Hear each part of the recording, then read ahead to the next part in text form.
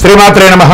సద్గురు జ్యోతిష్యాలయం వారి యొక్క విశ్వావసునామ సంవత్సర 2025 మార్చి 29 నుండి మొదలు పెడితే మళ్ళీ 2026 మార్చి 28 వరకు వచ్చే ఈ తెలుగు నూతన సంవత్సరంలో వచ్చినటువంటి సంవత్సర రాశి ఫలితాలని మనం ఇప్పుడు తెలుసుకోబోతున్నాం. వృశ్చిక రాశి విశాఖ 4వ పాదం, అనురాధ నక్షత్రం, జ్యేష్ఠ నక్షత్రం సంపూర్ణంగా ఉన్నవారికి వృశ్చిక రాశి వారిగా పరిగణించబడుతున్నారు. ఈ విశ్వావసునామ సంవత్సరం మీకు ఎలా ఉంది? ఈ వృశ్చిక రాశి వారిని ముట్టుకుంటే ఈ అర్ధాష్టమ శనిలో వాళ్ళు నలిగి నలిగి నలిగి నలిగి భగవంతుడా ఇది ఏంట్రా మా కష్టం ఇదేంటి అని అనుభవిస్తున్న మీకు ఈ ఉగాది రోజు నుండి విముక్తి, అర్ధాష్టమ శని నుండి విముక్తి పొందుతున్నారు.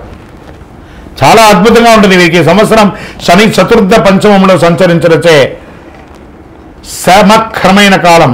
అనేక సమస్యలు వచ్చిన, విశేషించి కలత్రపీడ, ఆస్తి కోల్పోట జరిగింది, శారీరక మానసిక శ్రమ, స్వస్థహాని, సంతానానికి ఇబ్బందులు కలిగినవన్నీ కూడా అన్నీ తొలగిపోతుంది. మర్యాద భంగమైన చోట విజయం సాధిస్తారు.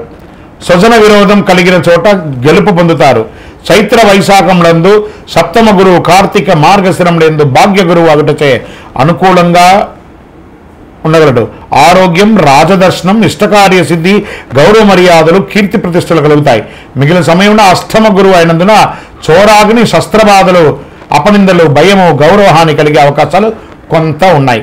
చైత్ర వైశాఖములందు పంచమ రాహు, ఏకాదశ కేతు అయినందున కొంత లాభం, జయము, ప్రోత్సాహము, సన్మానము, పశులాభములు, పుత్రమూలక అన్ని లాభములు. చతుర్థ రాహువు దశమ కేతు అయినందున వృత్తి, ఉద్యోగ, వ్యాపారములందు చిన్న చిన్న చిక్కులున్నా కూడా తొలగుతాయి. మాతృవర్గంలో పేచీలు, గృహం నందు చిన్న చిన్న అశాంతులు వచ్చే అవకాశం ఉన్నాయి.